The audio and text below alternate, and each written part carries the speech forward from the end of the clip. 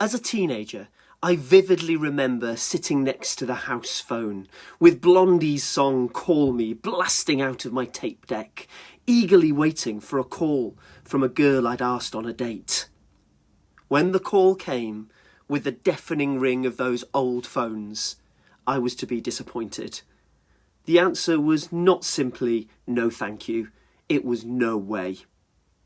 These days, of course, awaiting a call from a friend or a family member can bring a similar anticipation, especially during a year when we haven't been able to meet up with as many as we usually do.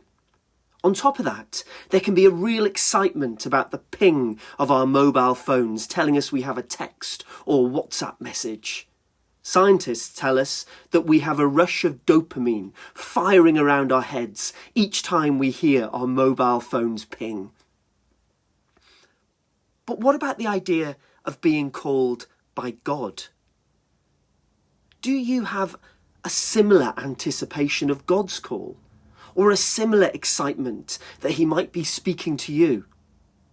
It's important to remember that God's call is not some scary, supernatural, otherworldly thing that's restricted to special and holy priests or prophets.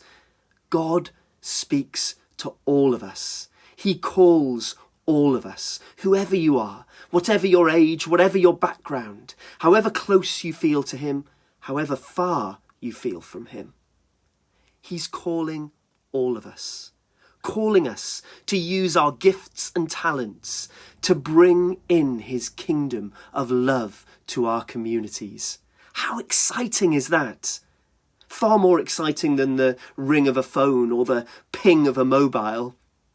So, the important question is not, is God calling me? But rather, am I listening? The Rule of St. Benedict, written in the 6th century, may have been written for monks living in a community, but its teaching is as relevant to us now as it was 1,500 years ago. And what is the first word of that book? Listen. Listen. St. Benedict goes on to write, "Let us open our ears to the voice from the heavens that every day calls out. If you hear God's voice today, don't harden your hearts. You have ears to hear, so listen to what the Spirit says." So, this week, whoever you are, young or old, lay or ordained, church attender or not, I want to encourage you to open your ears to God's call. What is he calling you to? Perhaps it's something big that will mean significant changes in your life. But perhaps it's something small, something loving he wants you to do for someone right now. Remember, the important question is not, is God calling me? But rather, am I listening?